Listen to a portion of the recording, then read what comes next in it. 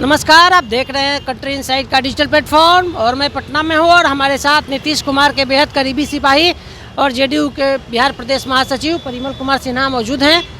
कल जेपी नड्डा साहब पटना आए थे और अपने संबोधन में उन्होंने कहा कि अब नीतीश को ढोने के लिए भारतीय जनता पार्टी के कार्यकर्ता तैयार नहीं। क्या कहेंगे भारतीय जनता पार्टी से इस नेतृत्व को आप? देखिए, भारतीय जनता पार्टी तो भारत की जनता देख चुकी है। जितने वादे थे 2014 के हों, 2019 के वादे हों, राइट, वो सुपर फ्लॉप रही। इसके अलावा जो भी हाल के दिनों में जो क्रियाकलाप जो केंद्र सरकार की रही, किसान विरोधी, महिला विरोधी, युवा विरोधी, जो चेहरा उजागर हुआ, तो देखिए भारत की जनता और बिहार की जनता तो सब जान चुकी है। और दूसरी ओर आपको बतला दें कि जिस तरह केंद्र सरकार ने संविधान का उल्लंघन करने का प्रयास किया, लोकतांत्रिक मूल्यों को नष्ट करने का प्रयास किया, संघीय ढांचों को समाप्त करने का प्रयास किया, भारत के जो समाजवादी संकल्पना है और धर्मनिरपेक्षता है उसको विखंडित करने का काम किया और समाज में जो धार्मिक विद्वेष उत्पन्न कर समाज को बांटने का प्रयास जो किया है ना, उसके विरोध में हमारे आदरणीय नेता नीतीश कुमार ने विपक्षी दलों को एकजुट किया और इसकी परिणति आप देख ही चुके हैं। जी, जेपी नड्डा ने कहा कि परिवारवादियों का सम्मेलन नीतीश कुमार ने किया। परिवारवादियों का अमित शाह के बेटे क्या है? परिवारवाद नहीं है। पंकज, ये जो है आप राजनाथ सिंह के पुत्र क्यों है राजनीति में? उनको रिजाइन देना चाहिए। पिता या पुत्र में से किसी को रिजाइन देना चाहिए। ये लोग भ्रष्टाचारी हैं, वंशवादी हैं और सांप्रदायिक हैं। इन तीनों लोगों को शासन में रहने का कोई हक नहीं है। जो सरकार होती है उसका दायित्व होता है लोक कल्याण करना। नियम महिला को प्रताड़ित करने में ये कोई कसर नहीं छोड़ते। युवाओं को इन्होंने नौकरी नहीं दिया। कहा कि भाई 2 करोड़ रोजगार देंगे, 18 करोड़ होना चाहिए। मात्र 7,22,131 युवाओं को रोजगार प्राप्त हुए हैं।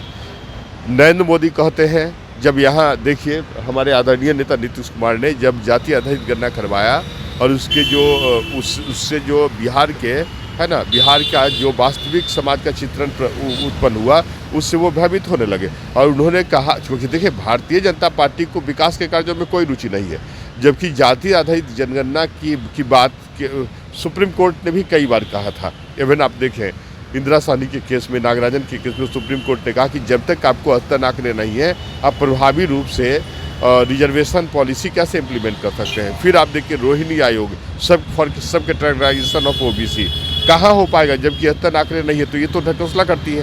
तो होने के यही कारण हम, और संवैधानिक दायित्व केंद्र सरकार का था, तो हमारे नेता शुरू से मांग कर रहे थे कि भाई जाति आधारित जनगणना करवाएं। आप समझिए 2031 में लास्ट जाति आधारित जनगणना हुई थी, उसमें भारत की जनसंख्या 27 से 28 करोड़ थी। आज 140 करोड़ है। लेकिन परिमल जी, आपका जो आंकड़ा है उस पर तो सभी नहीं, देखिए मतलब ये सर्वे है टू बी नोटेड। यदि मान लीजिए कि यदि वो प्रश्न उठाते हैं, संवैधानिक दायित्व के बावजूद बीजेपी को शर्म नहीं आती कि उन्होंने जाति आधारित जनगणना नहीं कराया और हमारे द्वारा किए गए कार्यों में वो है ना नुक्ताचीनी निकालती है, उनको शर्म से डूब मरना चाहिए। वो किस मुंह से बिहार के लोगों से वोट मांगने आएंगे? एक वादा पूरा किया क्या? बिहार के युवा दौरा कर गली में नड्डा से पूछेंगे कि क्यों आपने वादा किया था 2 करोड़ रोजगार का, कहाँ गया? तो सुपर फ्लॉप ये हुई है। महिलाओं को प्रताड़ित करने में ये अग्रणी नहीं है ना। किसान विरोधी, आप जानते ही हैं, जो कृषि नीति आई थी वो किसानों को प्रताड़ित करने के लिए आई थी।